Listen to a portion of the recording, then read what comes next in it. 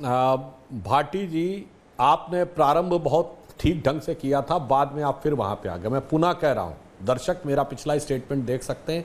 मैंने ये नहीं कहा अमुक राज्य में ये हो सकता, अमुक नहीं। इसमें प्रतिक्रिया, क्या योगी आदित्यनाथ ने कहा कि मैं आग लगा दूंगा? क्या हमारे किसी मंत्री ने कहा कि योगी जी के खिलाफ बोलने वाले व्यक्ति की उंगली तोड़ दी जाएगी, उसे अंजाम भुगतना पड़ेगा? ऑन द कॉन्ट्रेरी, आपकी पार्टी की महिला प्रवक्ता ने यह कहा कन्नौज के मामले पे कि वो 15 साल की लड़की रात में कौन सी नौकरी पाने के लिए गई थी नवाब सिंह के पास। ये बयानों के ऊपर ये मानसिकता की बात है। और आपकी पार्टी के द्वारा ये मांग की गई कि पीड़िता का नार्को कराया जाए। अरे भाई, ये कहा जाता अपराधी आरोपी का नार्को कराया जाए, पीड़िता का। और अब मैं भाटी जी, आपने विपक्ष की सरकारों में हम एक दूसरे का देते रहे। मैं जो आपके गठबंधन की सरकार में रहते हुए क्या हुआ मैं बताना चाहता हूं। कर्नाटक में कांग्रेस की सरकार है, कांग्रेस के सभासद की बेटी नेहा हीरामत को चाकुओं से गोद दिया जाता है और उसके बाद अपने नेता की बेटी को चाकुओं से मारने का वीडियो अवेलेबल है। कर्नाटक का गृह मंत्री कहता है कि नहीं, ये तो इन लोगों में आपस में कुछ दोस्ती थी और उसमें झगड़ा हो गया, इसलिए उसने ऐसा कर दिया। क्योंकि चाकू मारने वाला वो मजबूत वाला वोट बैंक था, मजहबी वोट बैंक। तो पहले सियासत के तराजू पे तौला जाता है। अपनी सरकार में अपने नेता की बेटी की सुरक्षा नहीं कर पाए, विपक्ष का छोड़ दीजिए। अब आइए दूसरा उदाहरण देता हूं।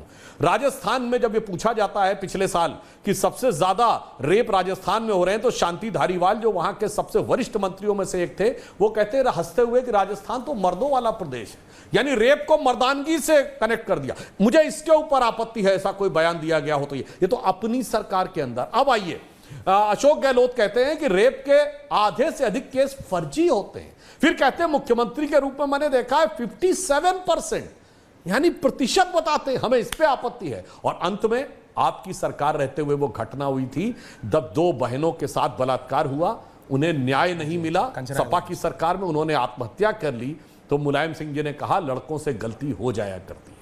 याद करिए 2017 बुलंदशहर बलात्कार कांड। नो, ये भी गलत बयानी कर रहे हैं आप सुधांशु जी, झूठ बोल रहे हैं आप, का प्रोपोगंडा है। माफी चाहता हूं और उन्हें अपना बयान वापस लेके बिना शर्त माफी मांग। तो मैंने सारी घटनाएं बताई हैं, ये प्रतिक्रिया बताई, और आपके अपने शासन में रहते हुए आपकी सरकारों ने क्या किया, मैं इसके बारे में कहना चाहता हूं। इसलिए यहां पर विषय अपराध नहीं, अपराध को संरक्षण की मानसिकता है। कंचना यादव, आरजेडी, कंचना जी। मैं ऐश्वर्या जी, मैं बहुत निराश और भयभीत हूँ इस बात से कि भाजपा प्रवक्ता और सांसद सुधांशु त्रिवेदी जी कह रहे हैं कि विषय अपराध नहीं है, अपराध को प्रोटेक्ट करने वाला विषय अपराध है इनके लिस्ट में, इनके एजेंडा में, इनके पूरे रूल बुक में अपराध विषय है ही नहीं। और यही कारण है कि अपराध बढ़ता जा रहा है और सबसे ज्यादा अपराध वहां हो रहा है जहां पर भारतीय जनता पार्टी की सरकार है, क्योंकि इनके विषय में अपराध नहीं है। ये इसे पूछ लीजिए। और आपने अपनी शुरू के पॉलिटिकल स्पीच में जो अभी ऐश्वर्या जी आपने बार बार जाति का एंगल लेकर आया था, नहीं तो आप लाती हैं, मैं क्या था, ये लाइएगा मत, मेरी रिक्वेस्ट है। सुन लीजिए, बोलिए मैम, रखिए, रिलैक्स, आराम से बोलिए प्लीज। Aishwarya ji relax. आपने शुरू के अपने पॉलिटिकल भाषण में कहा था कि जाति हम क्यों लेकर आते हैं, तो आपको बताते हैं। आज ही हुआ है गया में एक महादलित लड़की का रेप करते हैं उसी गांव के 2 लड़के, उसके परिवार वाले जाते हैं पुलिस स्टेशन, FIR दर्ज होने के पहले वो पकड़ लिया जाता है आरोपी, लेकिन फिर पुलिस उनको छोड़ देती है, क्या कहते हुए, अरे बहुत बेइज्जती हो जाएगी बचिया का, बहुत बेइज्जती हो जाएगा, इसका पेपर में आ जाएगा, अखबार में आ जाएगा, टेलीविजन पर हो जाएगा, लड़की की शादी नहीं होगी, ऐसे कह के डरा के भेज देते हैं। मैं इसलिए कहती हूँ, क्यों आप पूछ रहे थे ना हम जाति क्यों लेकर आते हैं, हम इसलिए जाति लेकर आते हैं क्योंकि जाति देखकर डरा दिया जाता है और FIR के केसेस नहीं होते हैं, ये होती है सिलेक्टिव। और दूसरा, और एक आपने पॉलिटिकल भाषण में एक और बात कही थी, बोला था कि राजद में बलात्कारी है, ये है सर 150 विधायक और सांसद पे अपराध के बलात्कार के केस है, सिर्फ बलात्कार के केस है। जानते हैं, मैं बहुत निराश और हैरान हूँ और भयभीत हूँ ये कहते हुए कि 54 केसेस उसमें अकेले भारतीय जनता पार्टी के विधायक और सांसदों पर है, अकेले सबसे ज्यादा। और मैं इस पर भी बहुत निराश और भयभीत हूँ कि हरियाणा से कल एक उत्तर प्रदेश में बारात आई थी, आपको मालूम है कि बाराती से 2 लड़के एक लड़की का गैंग रेप करते हैं, वापस हरियाणा लौट जाते हैं। और मैं निराश हूँ, इस बात से निराश हूँ कि हरियाणा में भारतीय जनता पार्टी की सरकार है और उत्तर प्रदेश में भी भारतीय जनता पार्टी की सरकार है। और मैं इससे भी बहुत दुखी हूँ, निराश हूँ, हैरान हूँ कि मैनपुरी में आज 2 लड़कियां संदिग्ध अवस्था में मृत्यु पाई गई, लेकिन नहीं, कहाँ इस्तीफा मांगेंगे, कहाँ प्रेसिडेंट रूल मांगेंगे, कहाँ कहेंगे कि उत्तर प्रदेश का गवर्नर राष्ट्रपति के यहाँ पहुंच गया, होम मिनिस्टर के यहाँ पहुंच गया, बस प्रेसिडेंट रूल लगने ही वाला है, वहां के मुख्यमंत्री इस्तीफा ही देने वाले हैं, और क्यों मांगेंगे आप महाराष्ट्र के मुख्यमंत्री से इस्तीफा? मैं इसी सब बातों से बहुत निराश हूँ और भयभीत हूँ। शायद इसका जवाब सुधांशु त्रिवेदी जी के पास होगा और आपके पास भी होगा कि हम दलित एंगल, हम ओबीसी एंगल क्यों लेकर आते हैं। आप बताइए क्यों नहीं लेकर आते? सुधांशु जी, सुधांशु जी, तो ओके कंचना जी, ओके मैम, सुधांशु जी जवाब दे रहा है। सुधांशु जी 54 उनका दावा है, 54 सांसद आपके पास है जिनके ऊपर रेप के चार्जेस देना उनका चाहता दावा हूं।